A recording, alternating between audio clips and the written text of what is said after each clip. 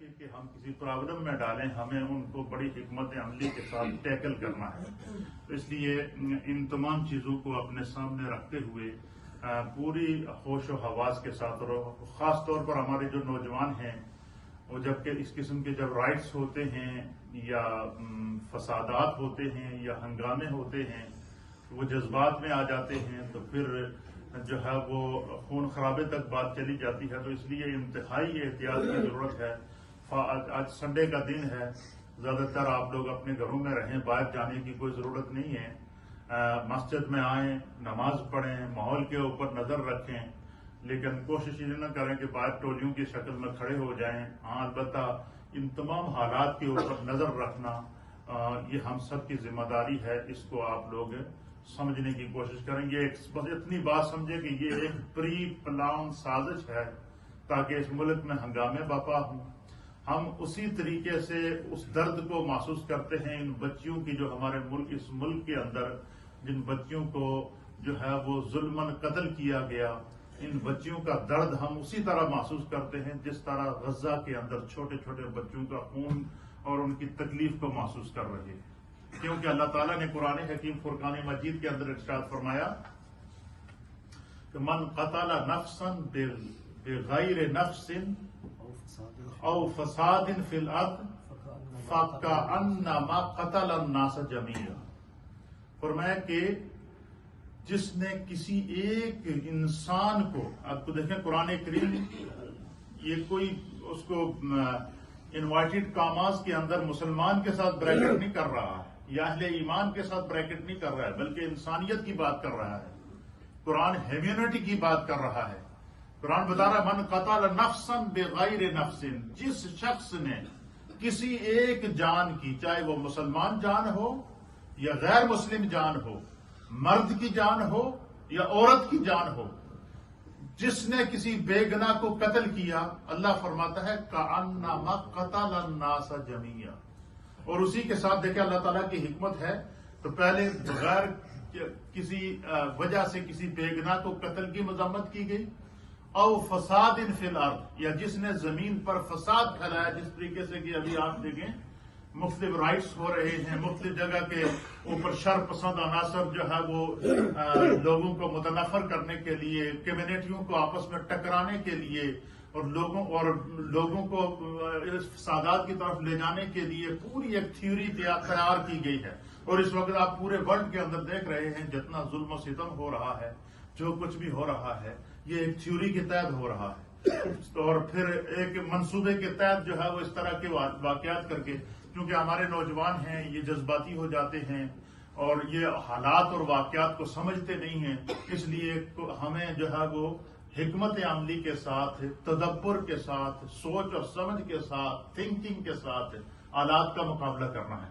تو آپ تمام دوستوں کی خدمت میں گزارش ہے کہ جب بھی ایسے جو معاملات جو اس وقت ہمیں درپیش ہیں، تو ان کو آپ سمجھنے کی کوشش کریں، اپنے آپ کو کسی بھی قسم کی نیگیٹو اس کے اندر انوالو کرنے کی کوشش کریں.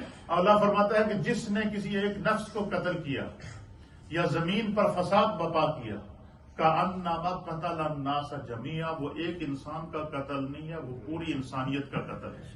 اب یہ پیغام قرآن ہے، یہ پیغام خدا ہے، یہ پیغام ہے ہمارے پیارے نبی حضرت محمد مصطفیٰ صلی اللہ تعالی علیہ وآلہ وسلم کا، کہ اسلام کسی بھی جان کو بغیر کسی عذر کے، بے گناہی میں، بغیر کسی جرم کے قتل کرنے کی مذمت کرتا ہے. یہ ہمارا دین ہے.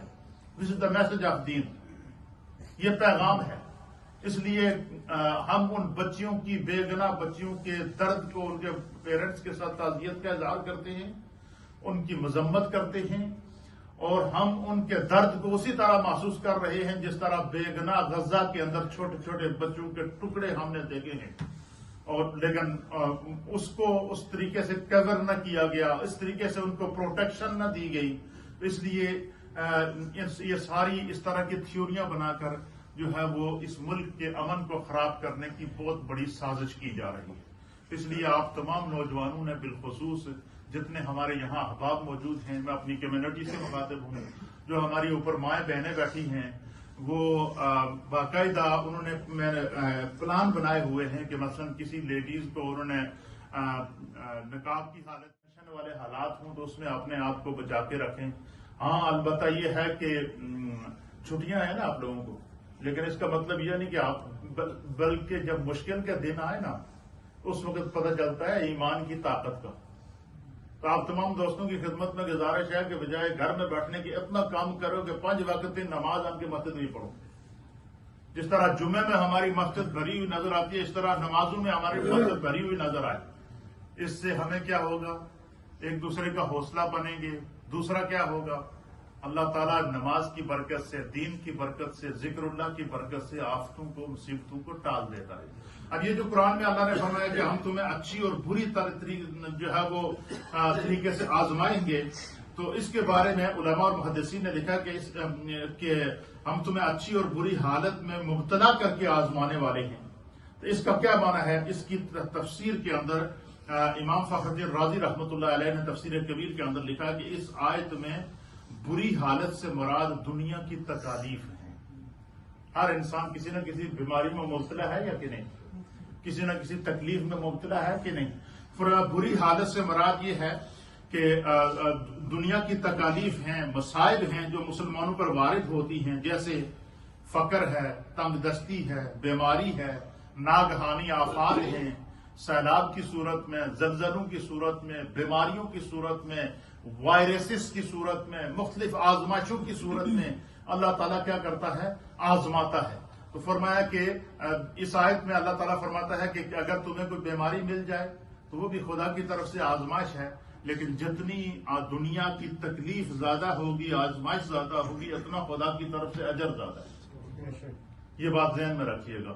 نبی پاک نے فرمایا کہ اگر کسی کو بخار ہو جائے یا کسی کو کوئی بیماری لگ جائے یا کسی کو کوئی تکلیف ہو جائے تو وہ یہ بات ذہن میں ضرور رکھے کہ خدا نے اس پر رحمت کے دروازے کھول دیے ہیں. اللہ چاہتا ہے کہ میرے اس بندے کا دنیا میں ہی گناہ معاف ہو جائے.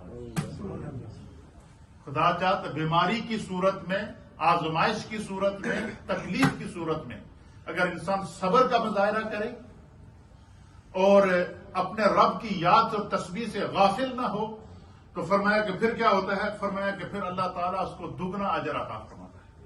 پھر اسی طریقے سے فرمایا کہ ہم تمہیں جو ہے وہ اچھائی کے ساتھ بھی آزمائیں گے. اور اچھائی کے ساتھ کیسے آزمائیں گے؟ فرمایا کہ اچھائی کے ساتھ آزمانے کا مطلب یہ ہے کہ اللہ تعالیٰ انسان کی زندگی کے اندر بعض دفعہ ایسے دن لے آتا ہے کہ بڑی خوشحالی کے دن ہوتے ہیں، کاروبار ہوتا ہے، شادی ہوتی ہے، اولاد ہوتی ہے، بہن بھائی ہوتے ہیں، فیملی ہوتی ہے، اپنا گھر ہوتا ہے، اپنی گاڑی ہوتی ہے، اپنی سواری ہوتی ہے. یعنی دنیا میں انسان کو زندہ رہنے کے لیے جن چیزوں کی ضرورت ہوتی ہے اللہ ان کو وہ سب عطا فرما دیتا ہے. لیکن بظاہر تو انسان سمجھتا ہے میں بہت بڑا خوشحال ہوں، میرا کاروبار چل رہا ہے، میری اولاد ہے اور میرے اوپر کوئی پریشانی نہیں ہے.